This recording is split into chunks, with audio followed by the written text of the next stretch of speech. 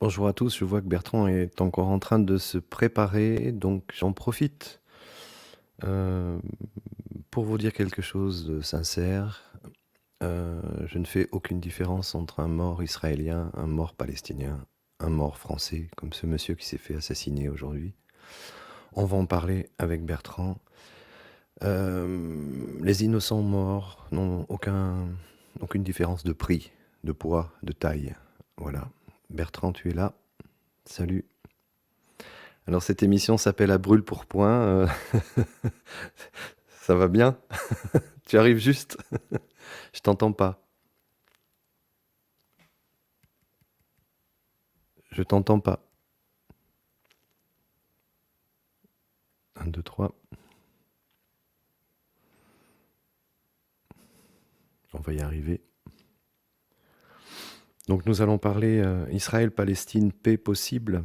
J'aurais très bien pu écrire aussi à qui profite le crime, par exemple. Donc on va parler de tout ça quand Bertrand va retrouver son son.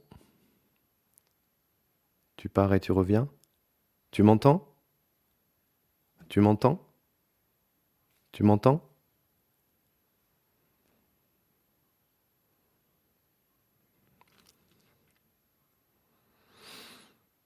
Une pensée aussi pour cet homme qui a été assassiné aujourd'hui avec un gars qui a hurlé Allah Akbar. Donc je trouve que les hasards sont quand même étonnants. On parlera de ça aussi. Tu te branches avec ta tablette? Ok. Alors en attendant, je vais lancer tout de suite l'émission avec quelqu'un que j'ai entendu aujourd'hui sur LCI.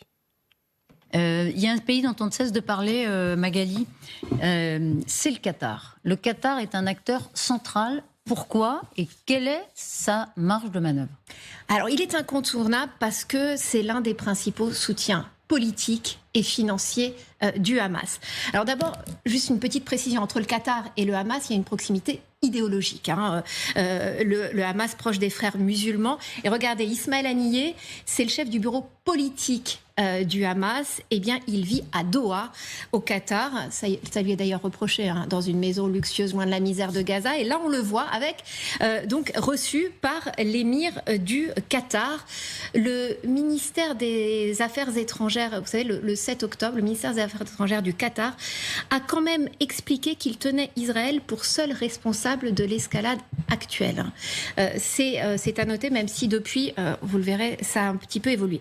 Le Qatar aussi a son ambassade, enfin une représentation dans la bande de Gaza. Image, vous allez le voir, de celui qui était son ambassadeur. C'est des images qui remontent à 2019, mais qui était vraiment traité comme un chef d'État à Gaza. Il faut dire que c'est normal puisque l'Émirat finance la reconstruction, c'est ainsi que c'était appelé, et puis paye les salaires des fonctionnaires du Hamas, ce sont des millions par mois, avec l'assentiment, il faut le dire, de Benyamin Netanyahou. C'est-à-dire que le Premier ministre israélien a misé justement sur ce financement du Qatar pour diviser les Palestiniens, pour faire monter aussi les islamistes et pour rendre impossible la solution à deux États. Voilà, ça me paraît clair. Tu as entendu? Je t'entends toujours pas. Qu'est-ce qui se passe? Tac. Vas-y, parle. Non. C'est pas grave, tu vas trouver. Il faut que tu autorises le micro, certainement.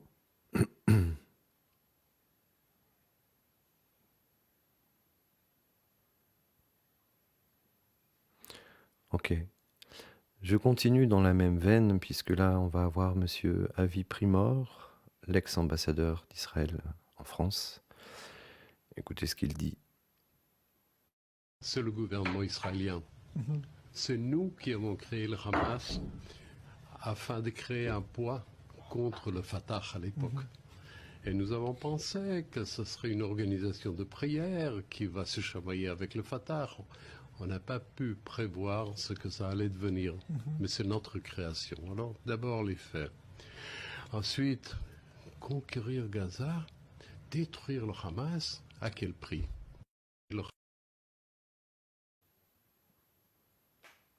Bertrand, tu es là? Je t'entends toujours pas. Est-ce que ça vient de chez moi? Donc entre la dame là sur LCI et Monsieur Avi Primor, voilà, on se pose quand même des questions. Enfin moi c'est les questions que je me suis posées. Ça tourne en boucle, tout le monde dit la même chose, c'est-à-dire que là, un des meilleurs services de renseignement du monde ne les a pas vus arriver. Donc j'attends impatiemment Bertrand qui va nous donner son avis là-dessus parce que c'est quand même incroyable. Et quand on voit ce qui se passe aujourd'hui, on se dit qu'il y a une extension possible. Et qu'est-ce qu'on va faire de tous ces Palestiniens, n'est-ce pas? Tu devrais quitter le truc et revenir peut-être. Voilà. J'en profite encore, j'insiste. Ah. Ah, Ah bah voilà, je t'entends. là j'entends. Ok, donc je vais juste faire ce C'est qu'il le faut gang pour des... que tout ça fonctionne. Le gang des barbus, ce soir, vous assaille. Ouais. Merci d'être là. Alors là, tac. Oui, bonsoir à tous. Alors je suis désolé, c'est démarrage un peu cafouillé. Je croyais que c'était à 6h30. Je me suis auto-convaincu de ça. Alors déjà, je veux dire une chose en préalable. Je vais beaucoup m'exprimer, je pense, avec Jean-Christophe ce soir. Quand je m'exprime, c'est pas pour prendre parti, ça m'intéresse pas. Moi, ce qui m'intéresse, c'est de chercher la vérité. Et quand je cherche la vérité, j'ai pas d'amis, j'ai pas d'ennemis, je cherche la vérité, point barre. Et donc, le reste n'a aucun intérêt pour moi. Donc, n'essayez pas de d'essayer de trouver dans ce que je dis quelque chose qui pourrait vous plaire ou vous déplaire. Parce qu'en fait, la vérité, c'est une recherche qui est extrêmement importante aujourd'hui, qui a disparu complètement de presque partout, puisque même dans les écoles, on refait l'histoire. Dans les journaux télévisés et ailleurs, je ne vous en parle même pas, puisque si vous écoutez Jean-Christophe, c'est que vous êtes plutôt réveillé. Parfois, en fait, je regarderai mon téléphone parce que je vais essayer de faire venir de Twitter des gens qui me suivent, parce que j'ai un gros compte sur Twitter, et donc pour leur donner envie, d'une part, de découvrir la chaîne de Jean-Christophe, et puis c'est la première fois que je m'exprime à un micro depuis quelques jours sur ce sujet qui est absolument épouvantable, puisqu'il y a eu encore un crime ce matin à Paris. Il y a sans doute d'autres choses un peu partout, mais ça touche presque tout le temps, depuis Annecy, des bébés, des professeurs, des bébés, des professeurs. Donc il y a et les dates aussi, c'est ce que tu évoquais, Jean-Christophe, j'entendais. On vit, enfin je pense que on vit dans un film en fait, et les scénaristes sont diaboliques. Hmm. Il faut savoir que Netanyahou était en danger quand même avant qu'il se passe tout ça, hein. Son pays était commencé à Oui. être à feu et à sang. Bon, c'est peut-être un hasard aussi, moi je ne fais que supposer, n'est-ce pas? Et bon, ben voilà, là, du coup, tout le monde est derrière lui. J'entendais une dame juive l'autre jour qui disait aussi que Israël, finalement, existait grâce à... Il fallait toujours qu'il y ait un conflit pour que le peuple israélien soit tous ensemble. Sinon, parce qu'on sait très bien, par exemple, que les croyants juifs ne veulent pas de cette terre pour l'instant, parce qu'ils la veulent le jour où viendra le Messie. Alors que la politique sioniste, voilà, conquérit et a cette terre. Donc voilà, tous les Israéliens, évidemment, sont certainement, je ne sais pas, peut-être derrière Netanyahou, mais j'en suis pas certain. Donc on peut dire que ça a démarré à un moment où il n'était pas très, très bien placé, quoi, où il était très mal à l'aise. Et alors, comment Alors tu peut-être expliques le fait... je vais faire Oui, vas-y. peut-être je vais faire juste un petit historique. Ça va prendre à peu près 5 minutes, je pense, pour expliquer effectivement, comme tu dis, le contexte local, le contexte régional et le contexte international dans lequel ça arrive. Et je vais commencer par le contexte international. Donc, d'un point de vue international, il y a 2 événements majeurs qui avaient lieu dans le monde, disons au cours des 2 dernières années. C'est un conflit chaud en Ukraine qui oppose, pour simplifier, l'OTAN à la Russie en Ukraine. Et donc, il n'y a que officiellement l'armée ukrainienne qui se bat face à l'armée russe, mais elle se bat avec tous les moyens de l'OTAN. Et dans ce cadre-là, il y a eu un jeu d'alliance qui a évolué, puisqu'il y a eu de très importantes sanctions qui ont été mises en œuvre pour mettre à genoux, entre guillemets, la Russie. Ce qui fait que la Russie s'est tournée très fort, non pas vers l'Europe qui était son partenaire naturel et la Chine qui était un partenaire secondaire, mais complètement vers la Chine, et a créé des relations commerciales plus fortes avec des pays plus inattendus comme l'Inde, mais également évidemment le Pakistan, et une attention accrue vers l'Afrique. En parallèle de ça, les BRICS, qui existent depuis longtemps, ont véritablement accéléré leur développement, parce que les sanctions ont touché le blocage d'argent russe, mais qui était entre les mains des Russes. Mais comme l'argent aujourd'hui avec le SWIFT, etc., c'est de l'argent électronique, en fait, de l'argent que détenaient les Russes, c'était des lignes de code, mais qui leur avaient été données en contrepartie de pétrole, de gaz et de choses qu'ils avaient vendues. Et les Européens et les Américains ont décidé de confisquer, entre guillemets, ces lignes de code. Donc, confisquer la monnaie avec laquelle, en fait, ils avaient payé pour des biens qu'ils achetaient aux Russes. Et évidemment, le monde entier s'est dit: «Merde, ça peut m'arriver aussi à moi».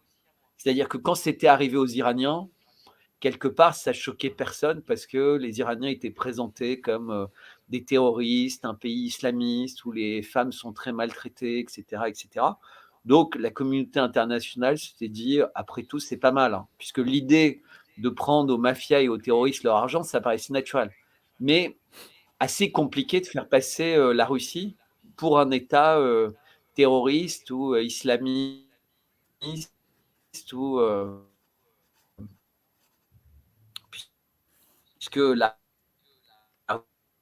Russie, je le Ça coupe un rappelle, peu.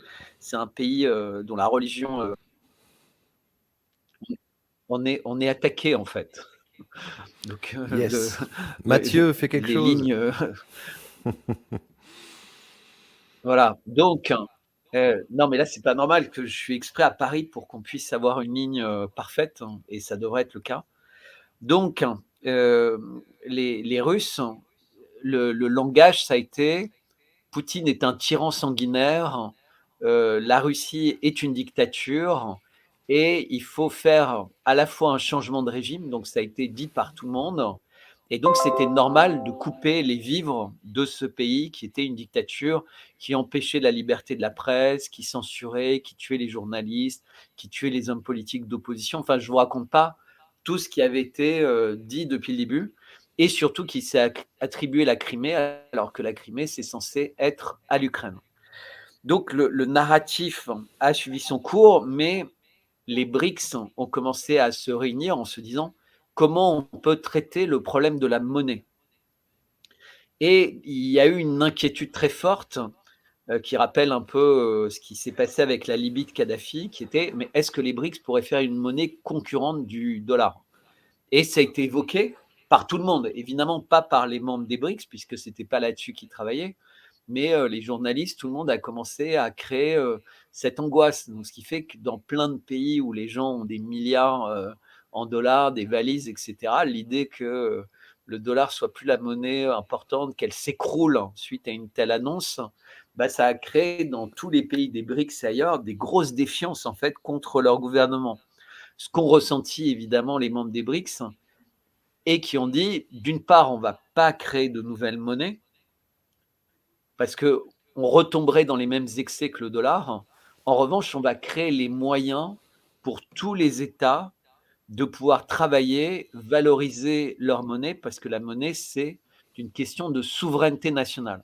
Alors évidemment, pour tous les gens qui sont pour le Frexit et cetera, ils ont entendu ça avec ravissement, puisqu'on se rend bien compte qu'en Europe, eh ben, il y a pas de souveraineté nationale. Les États sont tous liés les uns aux autres, que ce soit pour, leur endettement, les taux d'intérêt, la politique énergétique, la politique médicale, maintenant même, la politique internationale, puisque von der Leyen, elle parle comme si elle était, ministre des Affaires étrangères, de l'Europe. Or, elle est juste présidente de la commission de Bruxelles, donc elle a aucun pouvoir, en termes de géopolitique. Elle n'est pas élue d'ailleurs, je rappelle. Mais donc dans ce concept, dans ce contexte, il y avait les BRICS qui étaient en train de devenir une puissance qui allait aider les pays à se libérer. Et en tête de liste des choses à réaliser pour les BRICS, c'était même pas la paix en Ukraine, c'était la paix au Proche-Orient. Et c'est vraiment important d'avoir ça en tête, c'est-à-dire que pour les BRICS, ce qui se passait, en Ukraine, bah, c'était une affaire assez compliquée entre, l'OTAN et la Russie, mais finalement limité à l'Ukraine, donc il était hors de question de s'en occuper. Mais la paix au Proche-Orient, ça leur paraissait prioritaire, et ça s'est ressenti immédiatement, puisque qu'est-ce qui s'est passé?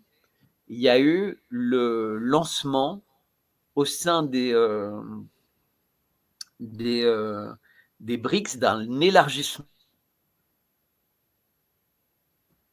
Ah, il sud va, il des va falloir que BRICS tu... Attends, il va falloir que tu avec répètes. 6 nouveaux pays.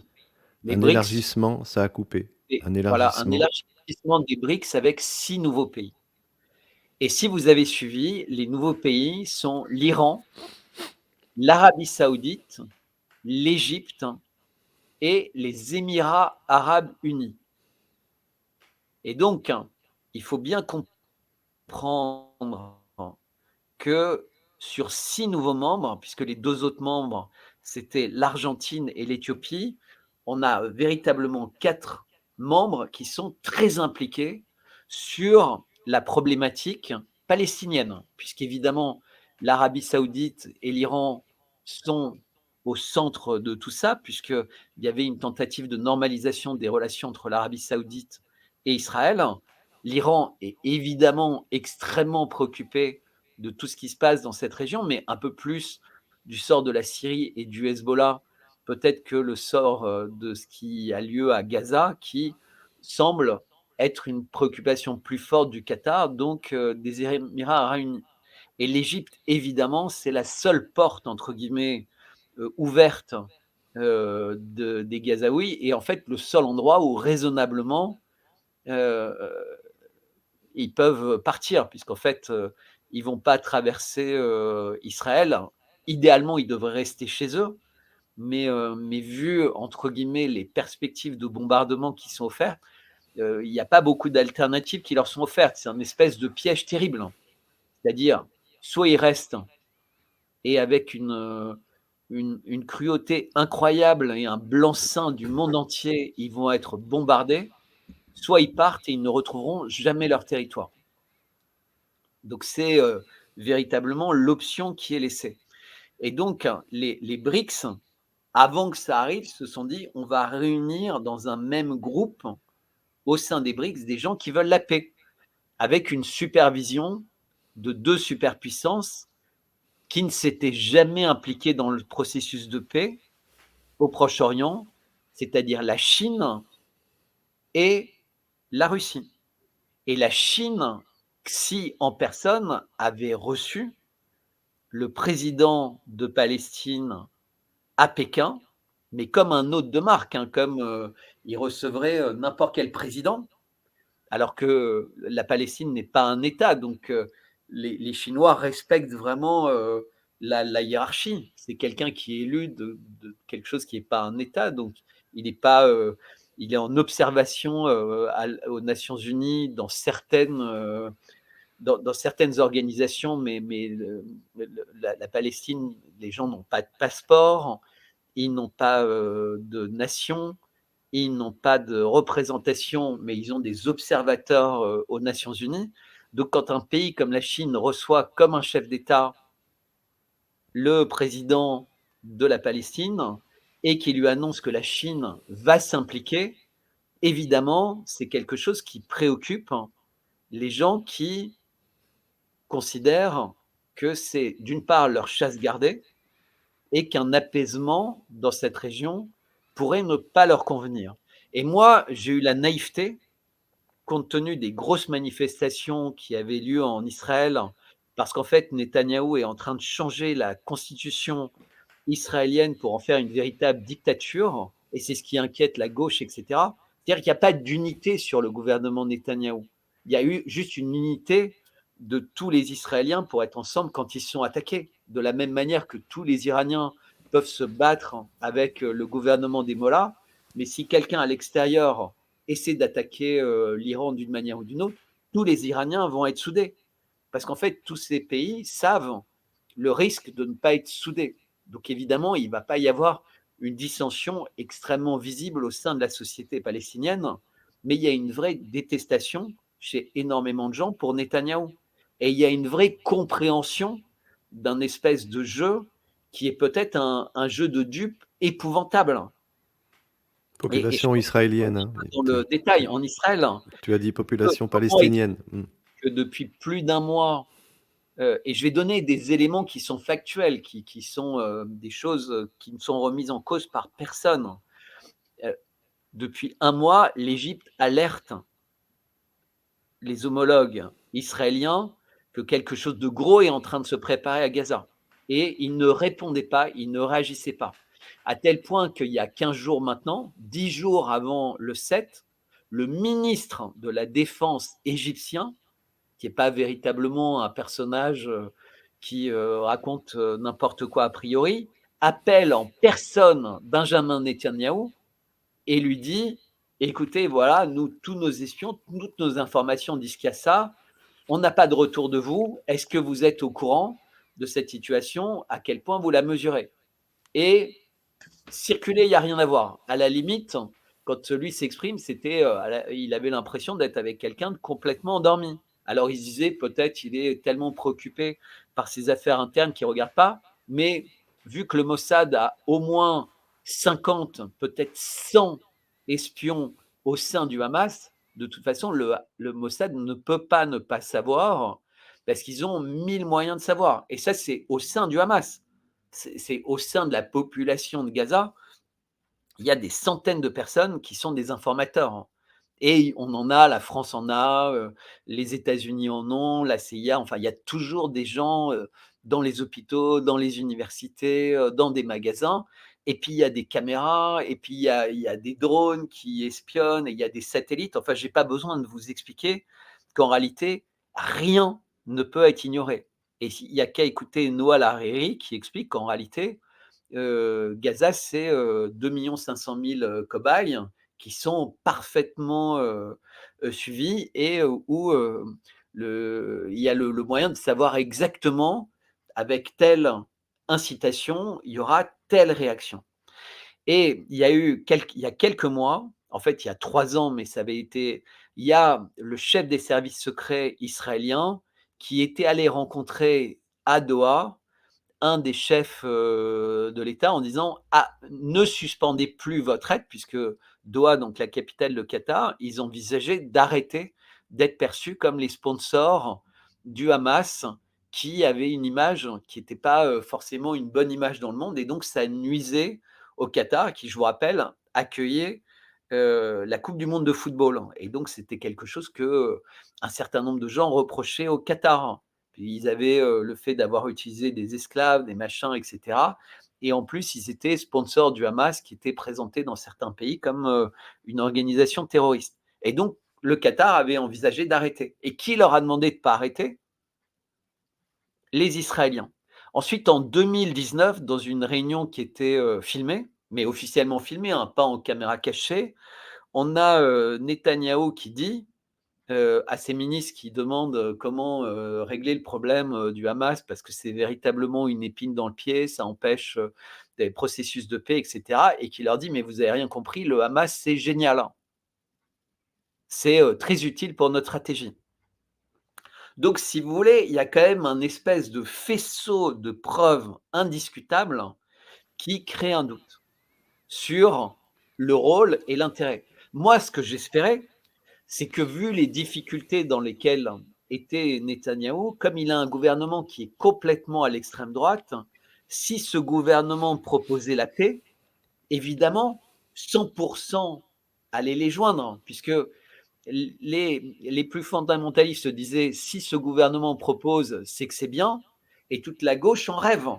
Tous les gens qui lisent le journal Haaretz, qui est un journal plutôt de centre en Israël, allaient être ravis de cette situation et se dire: enfin, on va aller dans une direction à 2 États qui seule peut permettre la stabilité. Et je vous rappelle que ça correspond aux accords Abraham, hein, qui ont Donald Trump avait quand même fait du bon travail. Il y a eu les accords d'Oslo, etc. On sait qu'à chaque fois qu'il y a eu un accord, c'était un accord qui correspondait à 2 États. Et là, c'était le gouvernement parfait pour faire ça. Et Netanyahou avait une occasion unique d'être celui qui allait faire la paix, et sans être contesté et contestable. Et j'ai l'impression que j'étais très naïf, en fait, de croire qu'il allait saisir cette chance et justement pouvoir résoudre ses problèmes et montrer qu'il n'avait pas du tout d'intention dictatoriale, d'intention guerrière, d'intention. C'est tout l'inverse. Après, je voudrais juste poser des questions, mais des questions de bon sens par rapport aux événements. Et je ne suis pas en train de dire que ce n'est pas absolument abominable ce qu'ont subi les gens d'Israël avec des missiles, des terroristes, parce que les gens qui sont venus attaquer les civils ou les enlever ou autres, c'est des terroristes. Il n'y a pas d'autre mot, hein, c'est la définition. Donc autant injection et vaccin, je ne peux pas dire, autant là, il n'y a aucun doute, ces personnes étaient des terroristes. Mais on remarque déjà qu'il y en a qui étaient gentils. c'est-à-dire qui allaient chez les gens et puis qui leur demandaient l'autorisation de manger une banane, ceci, cela, et qui partaient sans les violenter. Donc il y a une interview d'une dame qui a été prise comme ça, mais il s'est rien passé en fait. Les gens lui ont rien fait, puis ils sont partis. Et il y en a d'autres, semble-t-il, pendant 2 jours, ils se sont battus dans un kibboutz. Alors, si vous avez déjà visité Israël, ce qui est mon cas, vous savez que dans un kibboutz, surtout à proximité de Gaza, les gens sont armés, ils vont acheter leur pain avec un pistolet à la ceinture, ils ont des mitraillettes partout et ils ont chez eux des abris. Et ils ont un abri dans la maison et un abri à l'extérieur, selon l'endroit où ils sont. Et une fois qu'ils sont dedans, vous pouvez tirer dessus avec un bazooka, vous n'allez pas pouvoir entrer. Mais comme en Suisse et comme dans plein de pays, qui considèrent que les citoyens, en fait, l'armée essentielle du pays, elle est constituée des citoyens sur le terrain. Donc que ce soit pour les renseignements et pour les actions. Donc c'est compliqué d'imaginer un kibbutz dans lequel l'ensemble du kibbutz, en 2023, a pas été alerté lors des premières balles, dans des premiers. Ensuite, comment pendant 2 jours, on peut croire qu'une centaine d'habitants d'un kibbutz a résisté et s'est laissé massacrer par une centaine de terroristes sans que la police ou l'armée interviennent? Non, mais dans le pays le plus protégé du monde, comment pendant 2 jours, ni la police, ni l'armée est allé dans cet endroit? Est-ce que personne n'avait un téléphone pour appeler? Est-ce que dans toutes les maisons, il n'y en a aucun qui s'est mis dans son abri pour appeler, pour faire sonner la sonnette d'alarme? Bah, si vous voulez, et d'un seul coup, 2 jours après, l'armée arrive et découvre. Enfin, mais même en France, ce serait inconcevable. On raconterait ça à la télé en France, en quelques minutes, tout le monde dirait: «Mais attendez, ça a pas de sens. Comment est-ce». Ça veut dire que tu es plus intelligent que les gouvernements occidentaux?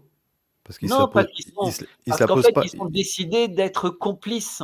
Ok. Aujourd'hui, en fait, quand la logique impose une autre manière de voir les choses, ils refusent, en fait. Ils ont donné un blanc-seing et tous les jours, en fait, ce qui est présenté aux gens, c'est pas véritablement le narratif. Personne ne vous dit que c'est pas logique que l'armée arrive sur les lieux 2 jours après. Mm. Les gens vous disent: «Les journalistes sont venus avec l'armée et ensemble, ils ont découvert et ils ont annoncé 40 bébés, ils ont annoncé, alors vous imaginez, dans un kibboutz dans lequel il y a une trentaine de maisons, 40 bébés, ça fait quand même beaucoup de bébés, en même temps, hein. Mais bon, si vous voulez, tout ça, c'est un défi au bon sens, mais comme on a eu le droit à chaque fois, ce sont des défis au bon sens, mais évidemment, c'est horrible. Il y a eu forcément quelque chose et il y a vraiment des terroristes qui sont allés partout et qui ont tué. Mais Mais quel est et l'intérêt de laisser faire? mais c'est mais quand vous laissez faire, vous créez une émotion mondiale qui est tellement fort que vous préconditionnez les gens à trouver normal de raser Gaza, d'organiser un exode de millions de personnes, voire même d'en tuer des dizaines de milliers s'ils refusent de partir pour que l'armée puisse détruire le Hamas, puisque maintenant tout le monde est unanime pour dire que le Hamas, c'est pas juste, il y avait quelques gens qui étaient fous et qui sont des terroristes. Et je dis pas qu'il y a pas peut-être que tout le Hamas c'est peut-être des terroristes, hein. Peut-être c'est une partie, peut-être, je n'en sais rien. Mais moi, dans la vie et surtout dans le monde contemporain, j'ai appris à douter de tout ce qu'on me racontait. Et quand mon cerveau me dit il y a des choses qui ne sont pas logiques, eh ben, je dis oh là, le doute profite aux accusés. Le doute profite aux accusés dans toutes les Mm. sociétés contemporaines, dans toutes les sociétés modernes. Et donc, on ralentit les choses, on désescalade et on dit maintenant on va vraiment essayer de comprendre parce qu'il y a un faisceau de choses qui nous montrent que c'est pas normal. Et comment le plus gros porte-avions du monde est juste à cet instant-là devant Israël, avec toute sa flotte et ses sous-marins, et que dans la minute où la réaction de Netanyahou, c'est pas de dire on va aller choper tous les terroristes, il utilise le mot guerre. Et le mot guerre est très important. Les Russes ont utilisé opération spéciale, il y en a d'autres qui parlent d'opérations de police ou autres pour aller choper les terroristes, puisqu'en fait les coupables c'est les terroristes et ceux qui les ont aidés. En France, s'il y a un terroriste, on ne détruit pas sa banlieue. On essaie de trouver tous les gens qui ont été complices, on fait des procès, etc. Alors évidemment, c'est compliqué. Et puis ça ne plaît pas à tout le monde. Parce qu'il faut, il faut avoir des preuves, il faut avoir des juges qui valident, ensuite il va y avoir un procès, etc. Il y a beaucoup de gens qui voudraient que ce soit plus expéditif. Mais il se trouve qu'on est dans une société évoluée et les choses expéditives, les sociétés évoluées, elles savent que ce n'est pas des bonnes idées. Surtout quand il y a déjà plein de choses qui ne font pas sens. Eh bien, il a utilisé le mot guerre parce que dans une guerre, il y a la notion de conquête, il y a la notion de dommage de guerre, et on sent bien que Gaza, qui pourrait être en fait une très très très riche, un très riche pays, parce qu'il y a des centaines de milliards de gaz au large de Gaza, qui sont dans les eaux territoriales de Gaza, que dans un premier temps, Israël avec BP avait essayé d'obtenir, mais que l'Égypte a réussi à sortir de là. Et donc aujourd'hui, ben, ce gaz n'est pas exploité et les gisements arrêtent d'être explorés pour savoir quel est leur destin. Et d'ici qu'il y ait un lien entre les choses, je n'en ai aucune idée. Mais je trouve extrêmement bizarre d'utiliser le mot guerre et d'avoir un narratif qui s'est entièrement construit autour de cette idée. Et encore une fois, moi, je répète, petit 1, je parle évidemment avec mon cerveau et avec mon cœur. C'est-à-dire que je ne suis pas dans les émotions bestiales, sous la ceinture, de se battre, de se venger, etc., etc. Moi, quand je vois quelqu'un qui est accusé et que toutes les preuves accusent, mais qu'il y a un détail qui n'a pas de sens, eh ben, je vais creuser le détail qui n'a pas de sens. Et c'est pas faire injure aux victimes, c'est essayer d'éviter qu'il y ait d'autres victimes. Et en l'occurrence, le nombre des autres victimes doit être absolument considérable. Et pour moi, c'est quelque chose qui m'effraie à un point, mais vous ne pouvez pas imaginer, c'est épouvantable. C'est-à-dire que dans mon imaginaire, dans mes racines, dans mon vécu, dans celui de mes ancêtres, l'injustice ne fait pas partie de la normalité. Il faut comprendre ça. Et donc, on met les choses en œuvre pour se battre contre. Et moi, la seule raison qui fait que je suis sur les réseaux sociaux, elle est là. La seule raison pour laquelle je m'entends vraiment bien avec Jean-Christophe et quand il m'a proposé de venir chez lui, c'est parce qu'en fait, c'est quelqu'un que j'ai rencontré dans la vie réelle et qui m'a paru juste, honnête, droit, curieux, altruiste. Et donc, j'ai beaucoup de plaisir à parler avec Jean-Christophe et de venir sur sa chaîne parce qu'on a la même envie, la même démarche. Et c'est essentiel. Voilà, je voulais juste faire un peu cet aparté, puisque le sujet, c'est comment est-ce qu'on peut résoudre ce problème. Bon, je fais une petite pub sur Twitter. C'est dommage que. Et si il continue à y avoir des gens massacrés du côté palestinien, comment va réagir la Chine, la Russie, l'Inde, Mais c'est compliqué parce qu'en l'Égypte? fait, alors, je vous ai expliqué un peu comment BRICS, Ukraine, tout ça s'était mis en place et avait peut-être, et comme tu dis, les grosses manifestations en Israël, parce qu'il y avait des changements au niveau de la Cour suprême. Enfin, c'est assez technique. J'ai une chaîne sur YouTube, si vous allez, j'ai fait des vidéos sur ces sujets-là, puisque je fais des vidéos seul et j'ai aussi pas mal de vidéos où je suis interviewé par des médias étrangers et qui après m'envoient la vidéo pour que je puisse la mettre sur ma chaîne. Pas la partie où moi je parle, pas la partie où eux parlent et où eux passent à la télé, puisque maintenant, malheureusement, tout ça, c'est censuré. Donc, il ne reste que ma personne, en fait, avec, tout ce qu'il faut pour qu'il n'y ait pas de censure. Et alors, je vais répondre à ta question. J'ai été assez injuste. J'ai dit, il y a 2 choses majeures qui se sont passées, qui étaient les BRICS et l'Ukraine. Et évidemment, maintenant, Israël. Il y a une chose énorme qui s'est passée au cours des derniers mois, mais qui est passée presque complètement inaperçue, c'est l'Arménie. Et vous allez comprendre pourquoi c'est très important par rapport à ce que tu disais, que pourrait faire la Chine, la Russie, comment pourraient réagir ces gros acteurs. Alors, l'Arménie, c'est un pays qui est chrétien orthodoxe, et c'est d'ailleurs le premier pays chrétien de l'histoire, puisque dès 300, en fait, la religion officielle en Arménie devient la religion chrétienne, donc bien avant et la France ou autre. Et c'est pas neutre, puisqu'en fait, elle est entourée de 2 pays musulmans.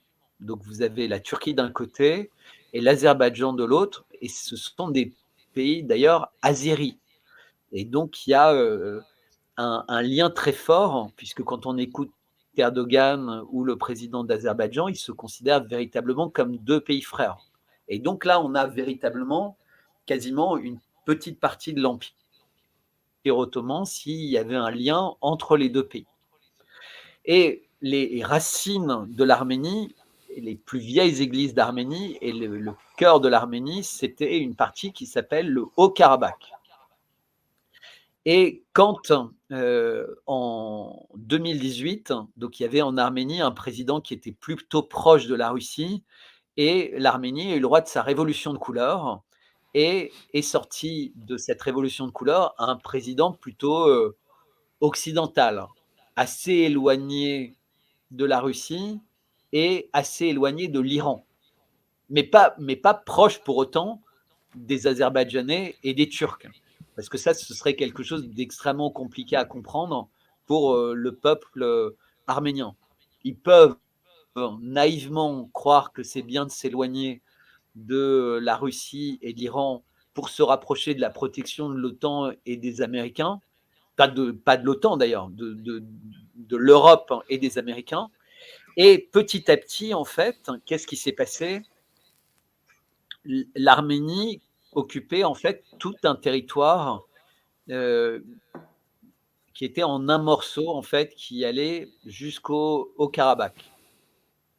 Mais il y avait une partie, en fait, qui n'était pas censée être à l'Arménie, puisqu'entre le Haut-Karabakh et l'Arménie, en fait, les frontières de 91, ils avaient un territoire qui n'était pas fait pour être avec eux. Et donc, il y a eu un espèce de traité de paix, mais à l'époque, l'armée arménienne est forte et l'armée d'Azerbaïdjan est un peu moins forte qu'aujourd'hui. On va comprendre le rôle d'Israël, le rôle de la Turquie, enfin bref. Et donc, ils donnent une partie de leur territoire à l'Azerbaïdjan, mais ils gardent le Haut-Karabakh compte tenu de l'histoire de cette région, dans laquelle vivent 150 000 personnes, donc ils sont enclavés, et à 90% en fait chrétiens orthodoxes. Alors il y a eu beaucoup de génocides et chacun accuse l'autre de génocide au fil de l'histoire, et il y a vraisemblablement des exactions des 2 côtés. Donc les 2 pays craignent un peu l'autre, mais l'Arménie est un pays pas riche, entre 2 pays très puissants, puisque l'Azerbaïdjan, c'est un pays qui produit énormément de gaz, énormément de pétrole, et qui en vend beaucoup à l'Europe.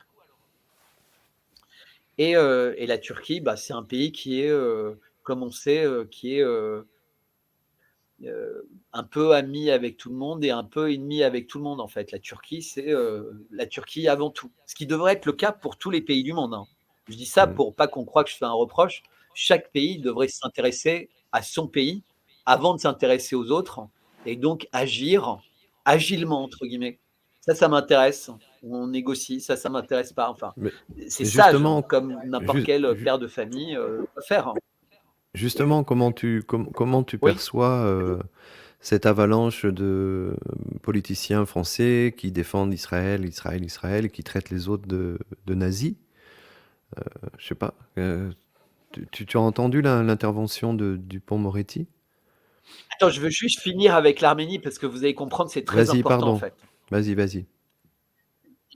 Et donc, l'Arménie, finalement, là, dans une espèce de blitzkrieg, il y a un mois, a cédé le Karabakh. Et donc, il y a eu 150 000, enfin 120 000 Arméniens qui ont dû fuir quasiment en 24 heures. Et le monde entier a trouvé ça normal. C'est-à-dire qu'on a eu l'exode de gens qui ont abandonné leur maison du jour au lendemain pour échapper à un génocide. Et la communauté internationale a dit c'est génial. Nettoyage ethnique, génial. Donc on a un précédent qui vient à peine d'avoir lieu.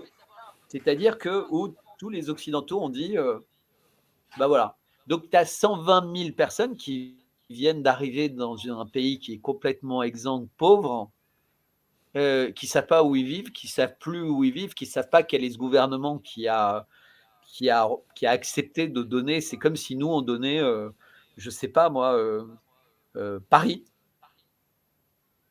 à quelqu'un qui revendique Paris.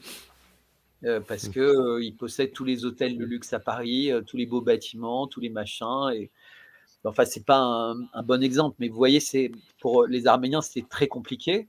Et pour les Azéris, bah, c'est quand même un endroit dans lequel 90% des gens qui habitaient, ils étaient arméniens. Donc, en tout cas, ils sont partis. Et maintenant, en fait, les Azerbaïdjanais et les Turcs voudraient en fait rejoindre leur pays avec une bande de territoire qui s'appelle le Zanguezour. Alors vous regarderez, c'est assez fascinant ce qui se passe là-bas. Et le Zanguezour, d'une part, c'est une région minière qui est avec un potentiel de richesse extraordinaire. Et donc les Iraniens aimaient pouvoir les aider à exploiter. Il y a du molybdène, il y a du cuivre, il y a, un peu comme l'Afghanistan, c'est des pays qui n'ont rien, mais qui en réalité ont tout. Mais bah, il faut arrêter les guerres, il faut arrêter pour pouvoir s'occuper du développement économique. C'est un peu comme l'Afrique d'ailleurs. Ils ont tout, mais on leur empêche d'avoir même pas rien. Donc c'est moins que rien qu'ils ont. Et donc, qu'est-ce qu'a fait le président azerbaïdjanais une fois qu'il est? Les Américains sont arrivés, il a signé des contrats avec USAID, donc qui inclut tout ce qui est LGBT+, etc. Et il s'est complètement séparé de la Russie. Donc il a présenté la Russie comme l'ennemi du peuple arménien. Donc on est passé de pays très amis et qui les protégeait, ce qui faisait qu'il n'y avait jamais eu enfin il n'y avait plus de problème depuis la chute de l'URSS. Enfin il y a eu des problèmes, mais c'était pas du genre génocidaire entre guillemets. Et là, puisque là le truc c'était, c'est pour ça que les gens ont fui dans la journée, c'était ça ou mourir. Et, et sinon ils seraient restés. Ils auraient trouvé le moyen de garder leur maison, de garder leur vie et de vivre paisiblement. Hein. Si un peuple part aussi vite, c'est qu'ils savent quel est leur sort. Et après, tous les diplomates du monde peuvent dire ce qu'ils veulent. La réalité, c'est les faits. Excusez-moi. Et donc, qui est extrêmement présent depuis les années 90 en Azerbaïdjan et qui est très intéressé par cette région et par armer l'Azerbaïdjan et par conseiller l'Azerbaïdjan, c'est Israël. Mais il ne se cache pas, Israël. Et c'est connu, vous pouvez faire presse, Israël, Azerbaïdjan, etc. Vous allez tout trouver sur les armes, les contrats, les machins, etc. Parce qu'en fait, cette zone est une zone hyper importante parce que d'une part, elle sépare la Russie et Israël, mais c'est une zone en altitude. Et quand on veut observer, espionner ou éventuellement attaquer un pays, ou se défendre officiellement contre ce pays, bah, si on le prend en sandwich, c'est formidable. Et l'Iran le sait très bien. Donc a toujours dit que c'était la ligne rouge que quelqu'un veuille confisquer ou conquérir ce morceau de territoire de l'Arménie. Et donc, ce qui risque d'arriver dans les jours qui viennent, et c'est pour ça que les Iraniens sont complètement esselés de tous les côtés, c'est qu'en fait, le conflit suivant arrive de là. Donc l'Iran va se retrouver indirectement face à Israël là-bas, puisque c'est eux qui ont armé, équipé, formé, mis en place plein de systèmes de surveillance et d'armes l'Azerbaïdjan, la Turquie, qui est véritablement indissociable de l'Azerbaïdjan, alors que la Turquie est un pays plutôt ami de l'Iran. Il y a une zone hyper chaude en Syrie en ce moment, puisque je vous rappelle que la Syrie, l'aéroport de Damas et de l'aéroport d'Alep ont été détruits. C'est un acte de guerre. Et Israël dit c'est préventif, et les Américains disent détruire des aéroports d'un pays souverain dans lequel ils sont présents sans être invités, auquel ils piquent depuis des années le pétrole sans y avoir droit, et dans lequel, et ça c'est même Erdogan qui le dit, parce qu'en fait c'est toutes les contradictions d'Erdogan, ou toute la sincérité d'Erdogan, qui dit les terroristes en Syrie sont formés par les Américains. J'en ai marre. D'ailleurs, ils ont descendu 2 de mes drones d'observation, parce qu'en fait, les drones d'observation turcs sont utilisés pour voir quels sont les terroristes que les Américains forment pour faire des tueries en fait en Syrie et esseler en permanence l'armée régulière syrienne, parce que dans ces terroristes, il y a des Kurdes. On a tous entendu parler des Kurdes, des problèmes entre les Turcs et les Kurdes. Donc en fait, c'est un écheveau inextricable, mais où les Iraniens essayent, entre guillemets, de garder leur calme, y compris avec le Hezbollah, parce que les Chinois et les Russes veulent la paix. Ils ne veulent pas la guerre. Ça ne veut pas dire qu'ils sont lâches. Les Israéliens, s'ils avaient fait la paix après ce qui s'est passé, ça aurait été magique, ça n'aurait pas été un signe de lâcheté. Au contraire, ça aurait été un signe de force. C'est le faible qui se bat pour détruire le plus faible. Le fort, en fait, dans ces moments-là, il sait qu'il va détruire l'autre. Donc il le regarde et lui dit, non, là, mon coco, avec ce qui vient de se passer, je serai en droit vraiment d'avoir une réaction disproportionnée. Je ne veux pas, compte tenu de mon histoire, compte tenu de mon ADN, faire un génocide. Je ne veux pas provoquer une catastrophe humanitaire, etc., puisque la vie est quelque chose à laquelle on tient. Donc, voilà, on a 6 mois sous l'égide de la Chine, les États-Unis, la Russie, qui vous voulez, pour trouver une solution de paix, parce qu'on ne peut plus vivre comme ça, ni vous ni nous. Mais personne n'a fait sa réalité, à part la menace nucléaire ou la menace économique qui ne mettront pas en œuvre les Chinois, et la menace nucléaire, les Russes, parce qu'ils ont en ce moment d'autres chats à fouetter. Et ben la paix, en fait, elle peut venir uniquement comme ça, on coupe le gaz et on coupe le pétrole. Et vous allez réfléchir. Parce que là, ce que vous êtes en train de faire, nous, pays arabes, pays producteurs de pétrole, etc., on ne l'accepte pas. Et donc, à partir de maintenant, il n'y a plus une goutte de pétrole et de gaz qui sort de chez nous pour aller dans les pays qui encouragent l'écrasement de Gaza. Il n'y a pas d'autre destruction pure et simple de Gaza, à l'exode de 2 millions de personnes et plein de morts sur le chemin parce qu'ils n'ont plus d'eau, ils n'ont plus de nourriture, ils n'ont plus de médicaments. Et tout ça pour plein de bonnes raisons. Les Israéliens disent, ils ont voulu tuer mon peuple. Pourquoi je leur donnerais à boire et à manger? Si d'autres veulent venir leur livrer à boire et à manger, qu'ils le fassent. Sauf que si la Turquie dit, j'amène un pétrolier chargé d'eau, il n'aura jamais le droit d'arriver. Donc c'est que des phrases en l'air, tout ça, on le sait bien. C'est un peu chiant, c'est très coupé. Est-ce que tu as plusieurs personnes qui sont sur ton Wi-Fi dans la maison? T'es en Wi-Fi là? Non. Ah, t'es en filaire? Ouais, je suis en Wi-Fi. Ouais, bah t'as peut-être plusieurs non, personnes Wi-Fi. dans... Non? Qui sont dessus? Dans ta maison, non? Non. Ah ok. Ouais, Parce que... peut-être qu'il y a beaucoup plus de plusieurs personnes. Non, en principe, ça fonctionne très bien, mais j'ai l'impression Bah, que c'est comme si on avait enlevé beaucoup de bandes passantes cet après-midi chez moi. ouais, ok. Bon, mais écoute, c'est pas très agréable, mais c'est pas grave. Continue, c'est pas grave. Là, ça va mieux. Je te vois bien tout à coup. Il faut se plaindre un peu et puis ça revient. Non, mais la situation, ouais. Tout est lié, en Non, parce que fait. ça, c'est pas normal, hein. Tout est Bah lié, oui. ouais. Tout est lié. Et le risque, c'est que ça parte dans tous les sens, parce qu'il faut comprendre que la Syrie qui est en train d'être attaquée, elle est, d'une part, c'est un pays pétrolier riche, mais qui est sous le coup de guerre, de révolution de couleur.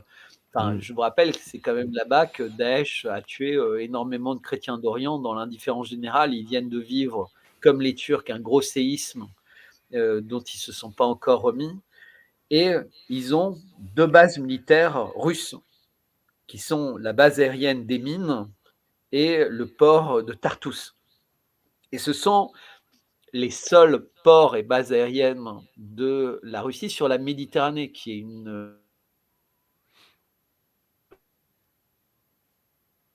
Qui est une... une La Méditerranée, qui est une... Ça coupe. part une mer importante, puisqu'on a le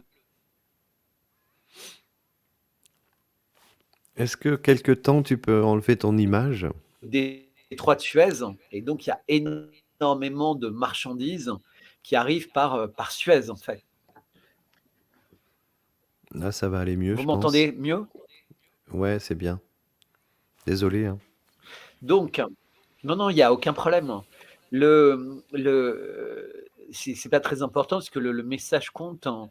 Donc, on a une situation aujourd'hui qui est explosive partout, et surtout, on a quelque chose qui est absolument abominable, c'est que s'exprimer, les gens ont peur de s'exprimer parce qu'on marche sur des œufs. Eh Il y oui. a, il y a des lois en France et dans plein de pays qui sont extrêmement strictes quand on s'exprime sur des sujets particuliers, en fait. Et donc, moi, j'ai observé, alors est-ce que c'est de la prudence? Est-ce que c'est de la lâcheté? Qu'en fait, toutes les personnes qui pourraient avoir une voix qui porte et qui expliquent les choses de façon claire sur ces sujets-là sont aux abonnés absents. C'est-à-dire que il y a énormément de personnes qui sont capables de s'exprimer de façon mais beaucoup plus claire, de façon beaucoup plus, comment dire, euh, limpide que moi sur ces sujets, avec une connaissance plus fine, avec des détails, des informations que je n'ai pas. Moi, je connais bien l'articulation des choses, mais je ne suis pas un historien qui me suis spécialisé sur telle ou telle question. Bah, ces gens ne s'expriment pas. Bah oui, ils ont peur Est-ce que Et je peux ça, te je faire trouve écouter... ça horrible. Est-ce que je peux te faire écouter Ouais, Dupond-Moretti? C'est de ça dont ils ont peur. bien sûr. Écoute. Le député Abadi, ce qui a frappé Israël samedi dernier, c'est le terrorisme. Et derrière ce mot se cache un coupable, c'est le Hamas. Et l'Union européenne a dit très clairement que le Hamas était un groupe terroriste. Il n'y a aucune ambiguïté sur cette question. Je veux ici rappeler au sein de l'Assemblée nationale que notre pays souffre encore des stigmates de l'attentat du 13 novembre et que certains ont préconisé que le Hamas et les représentants d'Israël se mettent autour d'une table. C'est comme si on nous avait demandé à nous, gouvernement de la France, de nous mettre autour d'une table avec Daesh. Alors vous avez raison, Madame la députée, il y a des règles et vous allez souffrir que je vous les rappelle. La démonstration de soutien à un groupe terroriste, l'apologie du terroriste, c'est un délit, c'est une infraction, c'est très clair.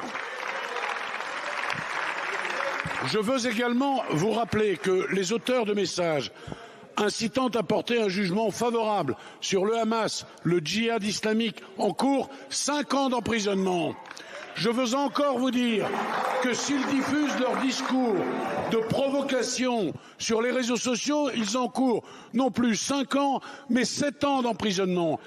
Dès samedi, j'ai demandé au procureur de la République, aux procureurs généraux, en lien avec ces attentats perpétrés en Israël, de poursuivre, et 10 enquêtes, je vous l'indique, sont actuellement en cours.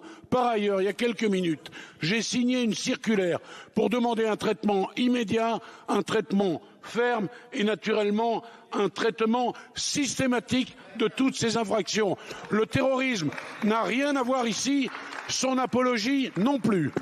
Merci, je vous remercie, Monsieur le ministre. Je trouve ça un peu violent, mais bon, évidemment. Non, mais c'est, si tu veux, on a bien vu qu'il y avait une gradation. C'est-à-dire que la première gradation, ça a été les professionnels médicaux. Alors, la première chose, ça a été au moment de l'incendie de Notre-Dame. Au moment de l'incendie de Notre-Dame, l'architecte des monuments nationaux a voulu exprimer ses doutes sur une cause accidentelle de cet incendie.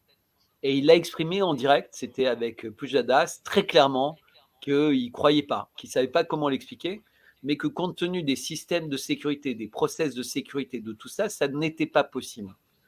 Le lendemain, il y a une circulaire interdisant tous les architectes des monuments nationaux, toutes ces personnes, de s'exprimer en dehors d'autorisation et d'un narratif gouvernemental. C'est-à-dire qu'on les a empêchés de faire savoir leur savoir-faire.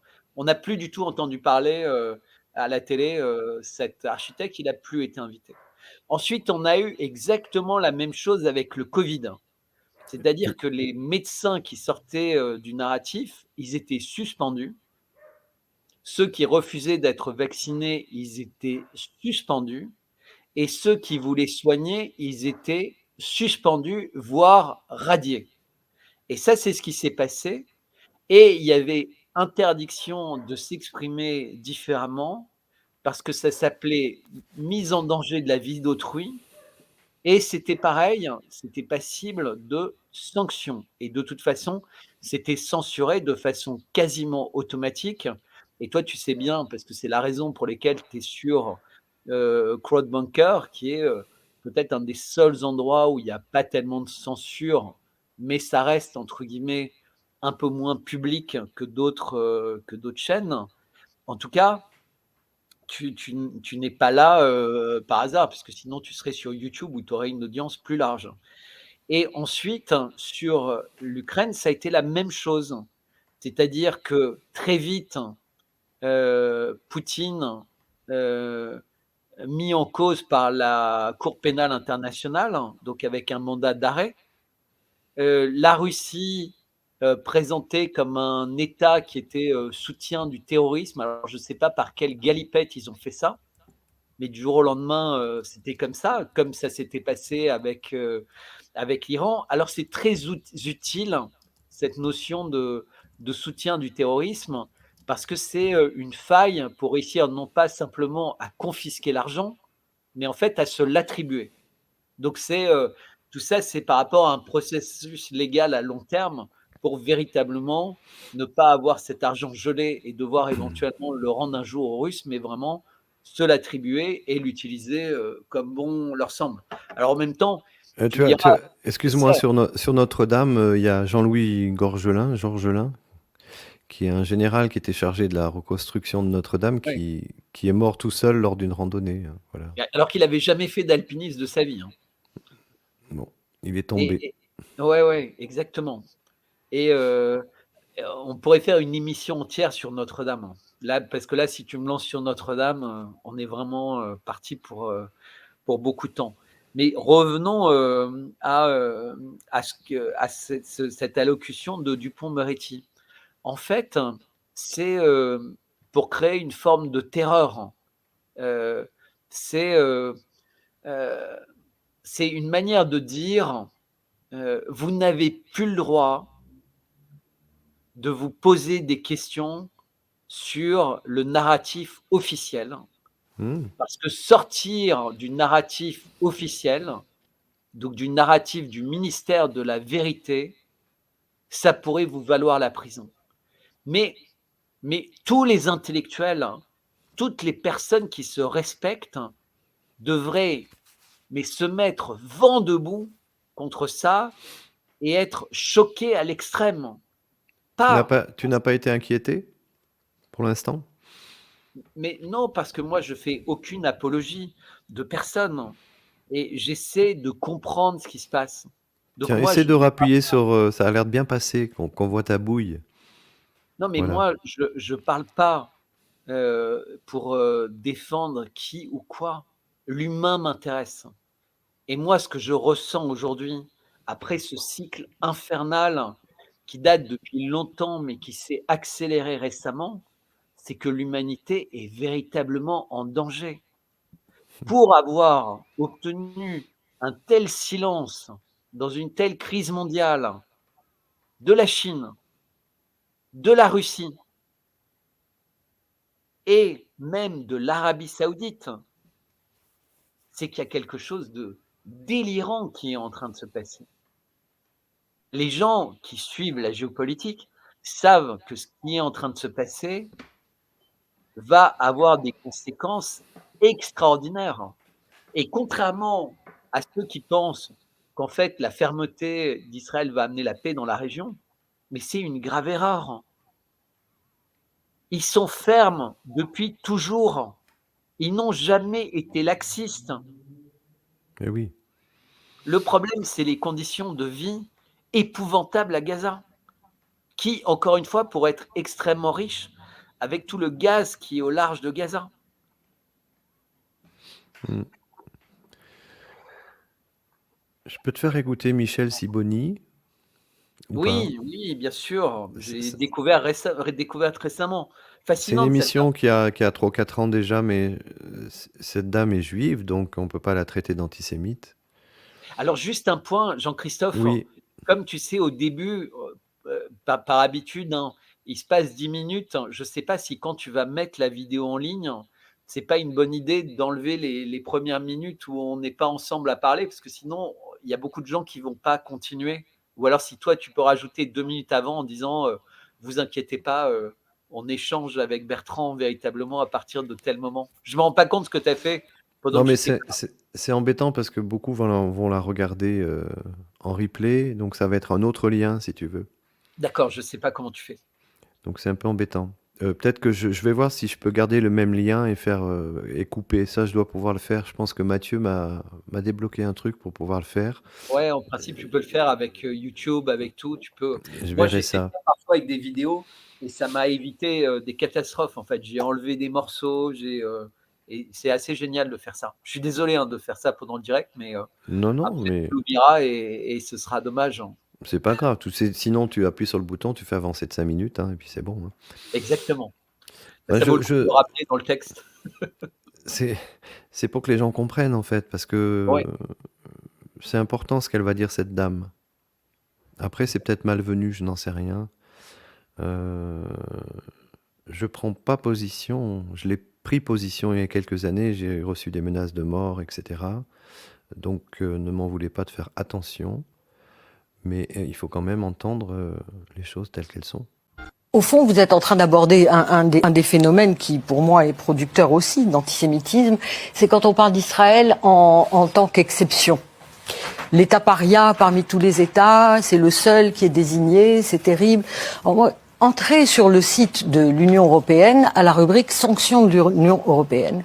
Il y a des dizaines de pays du monde qui sont sanctionnés par l'Union européenne avec des sanctions très diverses, des sanctions militaires, des sanctions financières, des sanctions économiques, etc. Alors là, pour le coup, il manque quelqu'un. Israël n'est pas sanctionné du tout par l'Union européenne. Là, par exemple, on a une forme d'exceptionnalité qu'on pourrait vous renvoyer.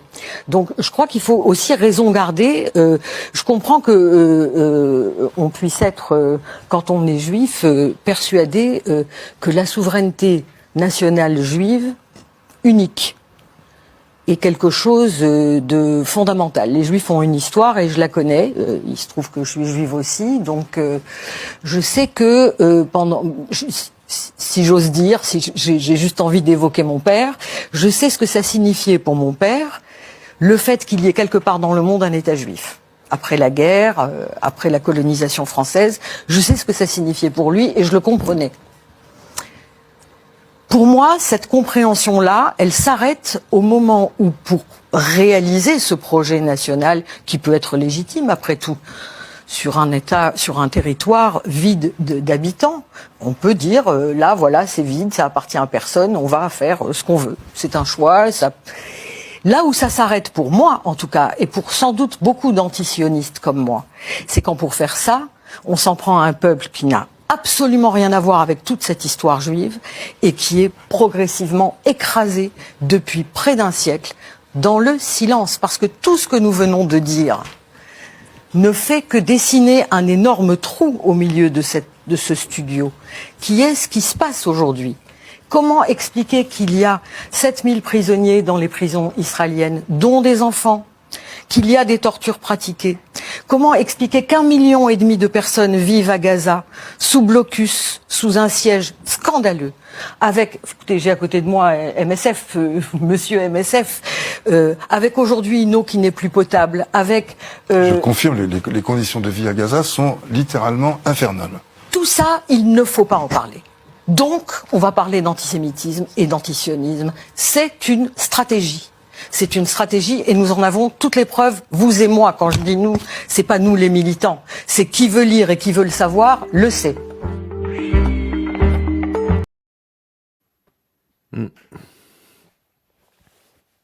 Donc, est-ce qu'on va aller en prison demain parce qu'on parle de ça? En fait, je pense que moi, je passe un peu de temps sur les réseaux sociaux, donc sur Twitter. Quand je dis un peu, ces derniers jours, vraiment, j'y suis omniprésent parce que j'ai l'impression que je dis rien de mal contre personne et je parle de façon transparente. Les gens savent que c'est moi qui parle, sans haine, de façon extrêmement paisible. Et moi, ce qui m'intéresse, c'est la vérité et l'amour. Et je ne parle même pas du mot paix parce que, en fait, ça découle de ça. Moi, je pense que si les gens ont accès à des bonnes informations, donc à des informations vraies, ils sont tous en paix avec les autres. En fait, c'est le mensonge qui crée les conflits, qui crée les dissensions. C'est l'absence de transparence, c'est la censure. Et c'est bien pour ça, et c'était toute la sagesse de la Constitution américaine, qui était le premier chapitre de la Constitution, le premier article, c'était la liberté de penser, la liberté de s'exprimer. Et ça, c'est très important, parce qu'en fait, quand vous avez la liberté de penser et de vous exprimer, mais qui est vraie, qui est totale, ça permet de démasquer les menteurs, ça permet de démasquer les escrocs et ça permet de valoriser les gens qui disent la vérité sur la durée, puisqu'en fait, on peut tout identifier, on peut voir. Et donc, les gens prennent après... qui ont une nature plutôt d'être menteurs, se disent « Oh là là, il faut que je fasse attention, ça va se savoir ». Et sur les réseaux sociaux comme Twitter, avec ce qui s'appelle les community notes, eh ben, vous avez vite fait, quand vous êtes un fiefé menteur, d'avoir des community notes sous chacun de vos tweets qui dit ce qu'il a dit, c'était pas vrai, ce qu'il a dit, et je prouve factuellement que c'est pas vrai, etc. Et donc, aujourd'hui, en fait, il y a un flux extraordinairement massif de gens qui osent dire n'importe quoi sans avoir aucune trouille parce qu'ils sont dans le camp des victimes. Et il y a des gens qui veulent parler des civils qui vont être victimes directes ou indirectes des terroristes du Hamas, mais totalement directes de l'armée israélienne qui, dans sa quête à détruire le Hamas, sur lequel, encore une fois, je n'ai pas d'opinion, mais une enquête est nécessaire. Dans quel pays un ministre de la Justice peut conclure une enquête comme ça? On a tous vu des enquêtes de Colombo où toutes les preuves accablaient quelqu'un mais on se rendait compte que la personne était sous hypnose, par exemple, ou la personne était droguée, ou la personne était machin, et en fait, c'était quelqu'un d'autre et qui avait été très astucieux pour passer par la fenêtre de telle manière, mais fermer la porte à clé de l'intérieur pour qu'on ne puisse pas croire que. Et puis, au frais d'une enquête incroyable, en fait, il démasquait le coupable qui est en fait le mec que tout le monde croyait être la victime. Enfin, moi, depuis que je suis enfant, j'ai vu ce genre de série. J'ai vu ça se passer dans la réalité quotidienne de mon vécu à ma toute petite échelle. Et donc, je ne suis pas quelqu'un qui prend, surtout venant d'un gouvernement qui nous ment sans arrêt, avec des ministres qui ont tous un tas d'attaques en justice, comme ça n'est jamais arrivé dans la République française, essayer d'expliquer aux Français des choses qui sont inexplicables. Moi, j'attends du pays qui est le mien d'être effectivement digne et d'aller immédiatement au chevet de ses amis. Et Israël est un ami de la France. Et donc, je trouve normal qu'on pleure immédiatement les victimes et qu'on dise notre compassion. Et moi, je dis mes pleurs pour les victimes et je dis ma compassion pour les victimes. Mais même si les personnes n'étaient que blessées, je dirais la même chose. Mais là, ils sont blessés, il y a des morts, et il y a des morts terribles qui ont eu lieu. Et il y a des bébés qui ont été tués, il y a des femmes qui ont été tuées, il y a des hommes qui ont été tués, il y a des personnes âgées qui ont été tuées. C'est abominable. Et il y a effectivement une population entière en Israël qui se croyait protégée par le dôme de fer et qui a réalisé qu'en réalité, non, il y avait des missiles qui pouvaient les atteindre et il y a des alertes en permanence et ils ont peur. Mais de l'autre côté, il y a effectivement des gens qui sont des terroristes, du Hamas, qui sont des personnes pas fréquentables. Mais que Israël a mis en place quand même. Faut... Oui, non, mais je veux même pas rentrer dans ce débat-là, puisque moi, ce qui m'intéresse, c'est les victimes. Ce qui Mais moi m'intéresse, aussi. et les victimes aujourd'hui, non, mais parce qu'après, c'est 2 200 000 personnes, majoritairement jeunes, qui vivent dans un ghetto. Et en disant le mot ghetto, j'ai vérifié dans un dictionnaire ce que ça voulait dire ghetto. Mais combien y en restera-t-il dans 3 semaines si personne ne dit rien? Ah ben c'est pour ça que je suis avec toi aujourd'hui. Évidemment, alors revenons au Hamas, je l'avais dit quand même en introduction, le Hamas, historiquement, et ça c'est indiscuté et indiscutable, il a été encouragé et sa création a été favorisée pour fragiliser Yasser Arafat et l'OLP, qui était un leader extrêmement charismatique. Il faut savoir, juste à titre indicatif, que Yasser Arafat était présent à l'église pour les obsèques de François Mitterrand. C'est quand même important de savoir. C'est-à-dire qu'il était le patron de l'Organisation de libération de la Palestine. Voilà, mais de la même manière que quand vous avez le ministre de la Défense qui dit « Oui, j'ai tué plein d'Arabes et c'est normal », et il sera invité à toutes les tables du monde comme quelqu'un d'exemplaire. La guerre, malheureusement, c'est quelque chose de sale, c'est quelque chose de terrible, et c'est l'aveu d'un échec complet. Mais la guerre, c'est censé être quelque chose qui concerne les militaires. Mais est-ce qu'un jour, il y aura une nation palestinienne? Est-ce qu'un jour, il y aura une nation palestinienne? Parce que si une nation est attaquée comme elle l'est, ça ne veut pas dire qu'elle n'est pas capable d'attaquer les autres. Hein. Je ne blanchis pas leurs actes, enfin les actes du Hamas. Mais s'ils avaient une nation, peut-être que l'international les défendrait, parce que là, il ne se passe rien. Mais le problème, c'est que tout le monde est tétanisé. Il faut savoir, juste essayer de comprendre qu'ils n'étaient pas au courant l'Iran n'était pas au courant. Il n'y a pas une communication directe entre l'Égypte, qui est principalement frères musulmans, sunnites, etc., et l'Iran.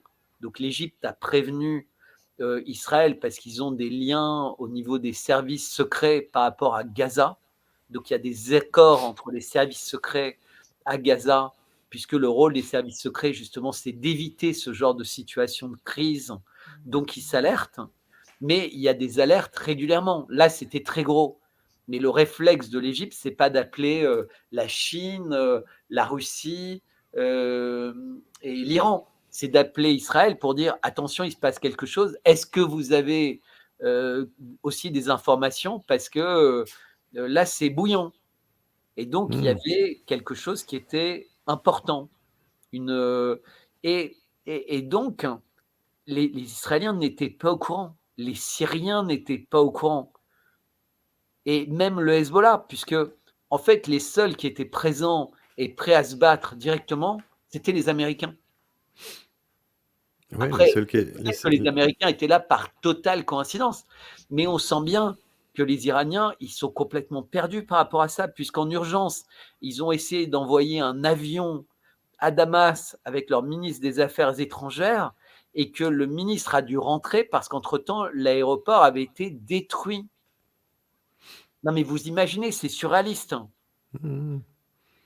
Non, mais dans un couple, la meilleure façon de faire n'importe quoi avec l'autre, c'est d'être victime de l'autre.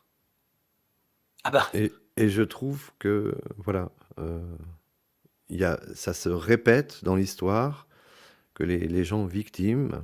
Alors, est-ce que, je parle pas du cas actuel, mais dans l'histoire, on sait très bien que cette histoire de fiole, c'était une connerie, et ça bah a oui. permis de faire n'importe quoi, si tu veux. Donc, on peut fabriquer des événements pour nous permettre après, Ah ben, voilà. l'événement le plus honteux Et alors, du imaginons, excuse-moi, septembre, c'était les couveuses.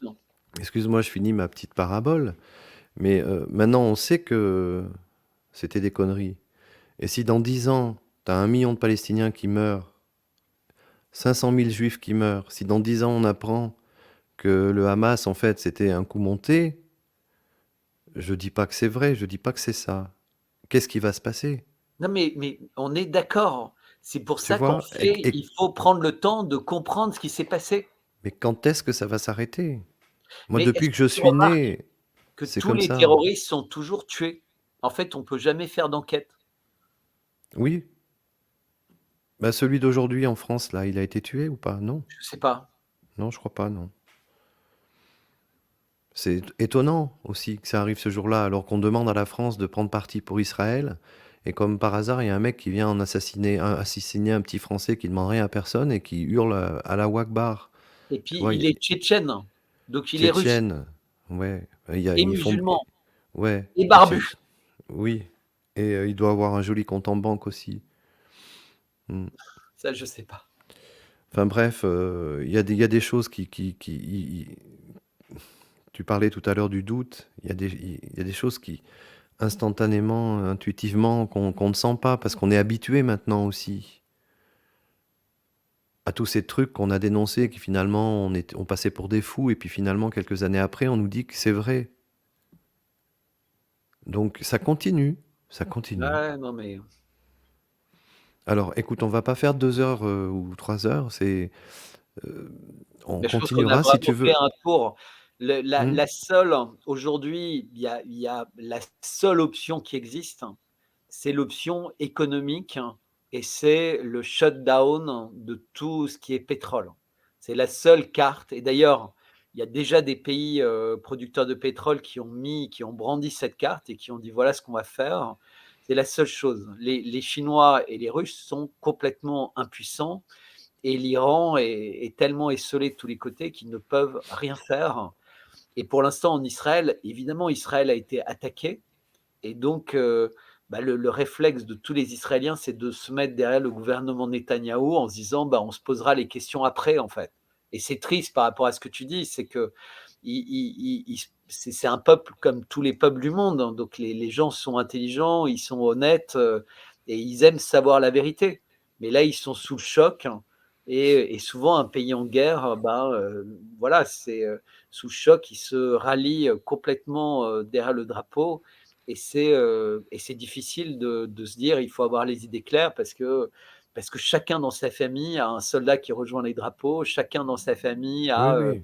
à quelqu'un qui risque d'être victime. Et donc, on réfléchit plus de la même manière. Nous, on est loin, donc on peut regarder ça avec distance. Mais nous, on est obligé de penser aux Palestiniens. Et je fais une grosse différence entre Hamas et Palestine. Mais bien sûr, Or, moi tout le aussi. monde essaie de créer une confusion, en fait. Mais Je m'étonne quand même de, j'ai de toujours... ces, de ces chefs du Hamas qui sont dans des hôtels de luxe au Qatar, qui ne sont pas du tout inquiétés. Il y a des bombes qui tombent sur tous les autres. Et alors, ceux qui font des déclarations hallucinantes, qui annoncent que le 13, il faut un djihad dans tous les pays du monde, et paf, ça tombe sur la France, alors eux ne sont pas inquiétés. Ça, c'est incroyable. Hmm. On a tous les services secrets du monde qui devraient être à la recherche, y compris au Qatar, de celui qui propose un djihad avec tout type d'action terrible. Mais lui, il n'est pas inquiété.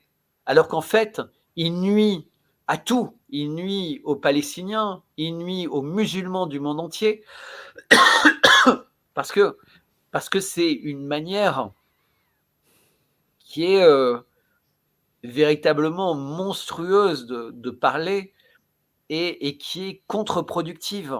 Moi, je pense que c'est contre-productif. On ne peut pas parler comme ça quand on aime son peuple et quand on aime l'humanité.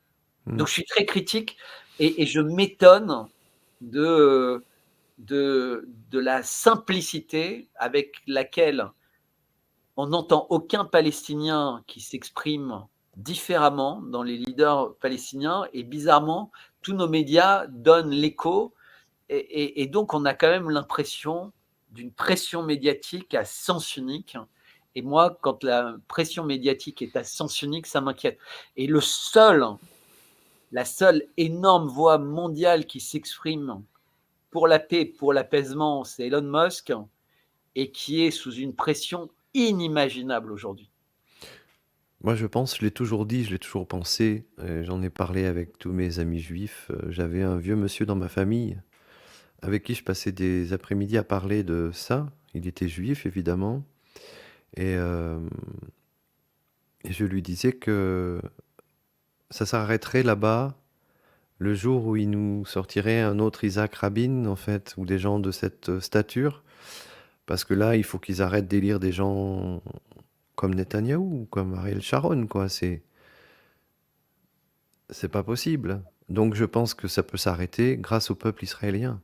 Mais le Parce peuple que, israélien parce fait que, tout pour que ça ait lieu. parce que tout ce qui se passe, ça va retomber sur qui?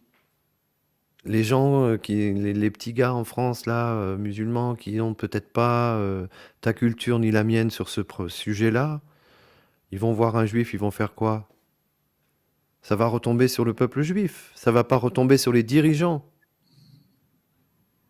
C'est toujours les innocents qui payent, toujours. Donc Les il faut que le innocents peuple, payent toujours. il faut que le peuple israélien se fasse quelque chose aussi, quoi. Mais c'est facile à dire. Regarde, nous, on fait rien et on subit quand même des choses qui sont pas très cool. Ah ça, Bon, tu peux le dire. écoute, on fera d'autres émissions si tu veux. Je ne sais pas si on a réussi à attirer un peu de monde ensemble. Parce que Pas beaucoup, mais en fait, j'ai reçu plusieurs messages comme quoi on n'arrivait pas à se brancher sur le direct. Donc c'est vraiment bizarre, tu vois. Ça m'est jamais ouais, mais je arrivé. pense que personne ne voulait que cette émission ait lieu. Mais c'est pas grave, elle sera vue à nouveau.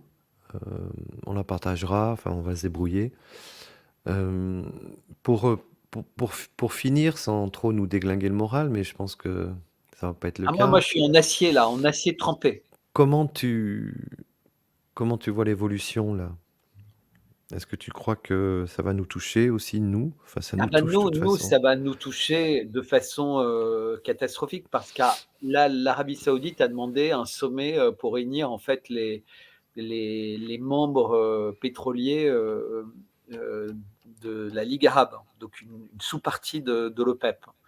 Et clairement avec l'intention de leur demander est-ce qu'on fait un embargo? Est-ce qu'on ne fait pas d'embargo? Est-ce qu'on fait uniquement des déclarations, etc. Donc, on a une véritable possibilité de faire pression sur tout l'Occident pour essayer de faire pression sur Israël pour arrêter et entamer véritablement un processus qui amènera à la paix dans cette région. Moi, je crois que la paix est possible. Moi, je pense qu'il n'y a aucune raison pour que les peuples se détestent. Il n'y en a aucune. J'ai voyagé partout dans le monde et les gens s'aiment naturellement. Mais Les enfants oui, ont la curiosité, ils ont l'émerveillement. le peuple français n'est pas antisémite, faut arrêter ça, c'est un mythe. Il y a eu des collabos pendant la guerre et ils sont tous devenus résistants après. Et c'est exactement ce qui va se passer dans les temps qui viennent. Il y a encore beaucoup trop de collabos en France. Ouais. Enfin, c'est Oui, un oui. grand mot, mais c'est la vérité. Mm.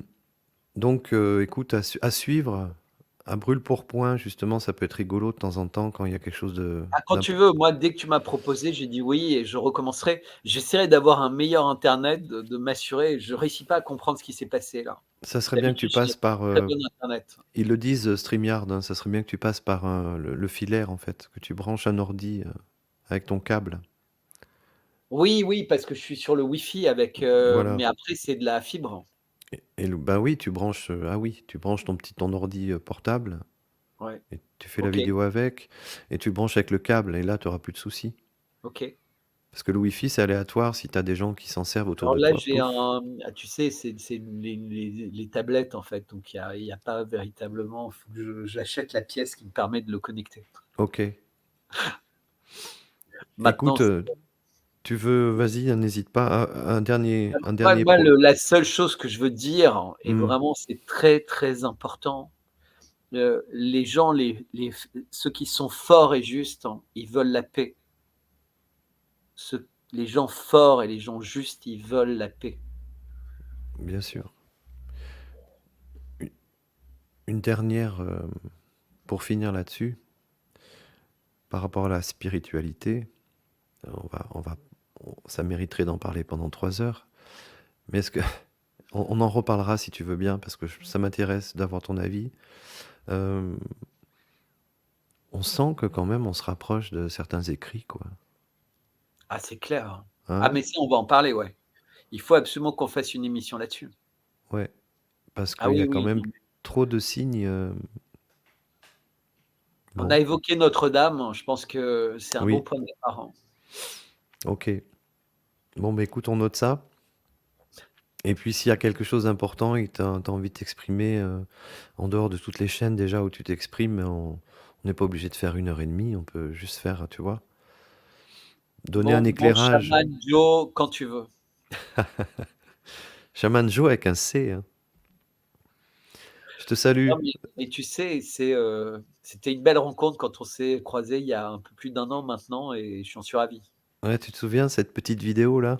Ouais. Dehors, dans le champ, c'était marrant. Ok. Tu pars pas, on se dit un petit coucou. Or, hein? Salut les copains, à bientôt. Et surtout, ne soyez pas dans la haine. Et Si vous êtes dans... partagez, partagez, partagez. Partagez, oui. Et puis si vous êtes dans la haine, c'est qu'il vous manque un peu de, D'humanité. non, de choses pour comprendre, en fait. Voilà. Il y a des choses, parce que la haine vient quand on manque de compréhension. Moi, je suis pas haineux du tout, là, contre les uns ni contre les autres. Il y a 30 ans, je l'aurais peut-être été. Voilà. Donc renseignez-vous, allez chercher dans l'histoire et ça vous évitera de faire des conneries, de dire des conneries surtout. Et on est tous ensemble sur cette planète, hein. À bientôt.